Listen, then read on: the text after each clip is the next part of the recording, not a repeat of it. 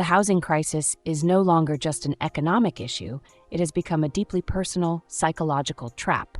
Across the globe, millions of people are facing a silent, agonizing reality, staying in unhappy, broken, or toxic relationships simply because they cannot afford the cost of a second roof. When a lease or a mortgage becomes the only thing holding two people together, a home stops being a sanctuary and becomes a pressure cooker. The mental health toll of this survival compromise is immense. You are forced to navigate emotional warfare, resentment, and heartbreak in the very place where you are supposed to feel safe. But if this is your current reality, you must realize that you are not powerless. You do not have to let your environment destroy your mental health. Surviving a trapped relationship requires a shift from emotional reactivity to a calculated, machine-like survival mindset. You must learn how to build psychological walls when physical ones are financially impossible. The first micro-realistic tip for navigating this crisis is the implementation of emotional detachment and strict behavioral boundaries. When you are forced to share a kitchen, a bathroom, or even a bedroom with an ex or an unhappy partner, you must treat the living arrangement like a business partnership, not a romantic failure. Stop engaging in repetitive arguments that lead nowhere and drain your energy fuel tank. When a conflict starts, implement the gray rock method. Respond with flat, uninteresting, one-word answers. Do not feed the drama. Save your emotional energy for your exit strategy. Treat the shared space mechanically. Establish a clear, written schedule for using common areas like the kitchen or laundry room to minimize accidental interactions. It sounds extreme, but reducing the frequency of friction points is essential to protecting your daily peace. The second creative strategy is the creation of a micro-sanctuary within your home. Even if you are confined to a single room or a shared space, maximize your personal physical boundaries.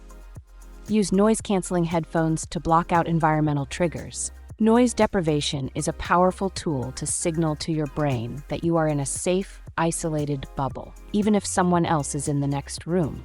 Rearrange your immediate personal space to reflect your identity, not the shared past. If physical space is completely compromised, maximize your time outside the home. Treat local public libraries, community centers, and quiet parks as your secondary living rooms.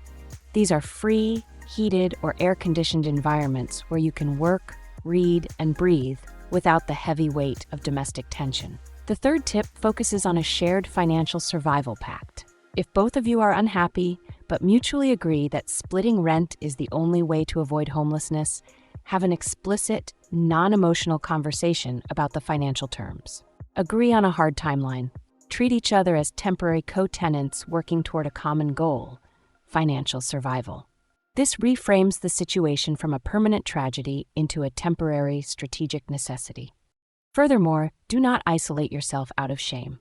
The stigma of staying together for money causes many people to hide their reality from friends and family.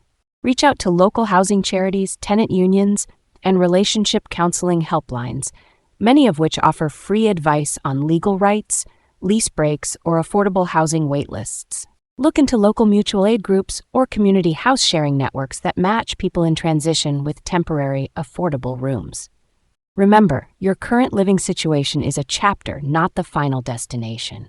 The systems around us may be broken, but your mind does not have to be. Use this period of intense constraint to build an unbreakable internal economy. Save every extra penny, invest in your skills, and maintain a relentless focus on your ultimate freedom. Focus entirely on what you can control, your reactions, your boundaries, and your exit plan. Protect your peace like your future depends on it, because it does. That is the ultimate blueprint for navigating the storm, staying sane, and building an independent, high-leverage life.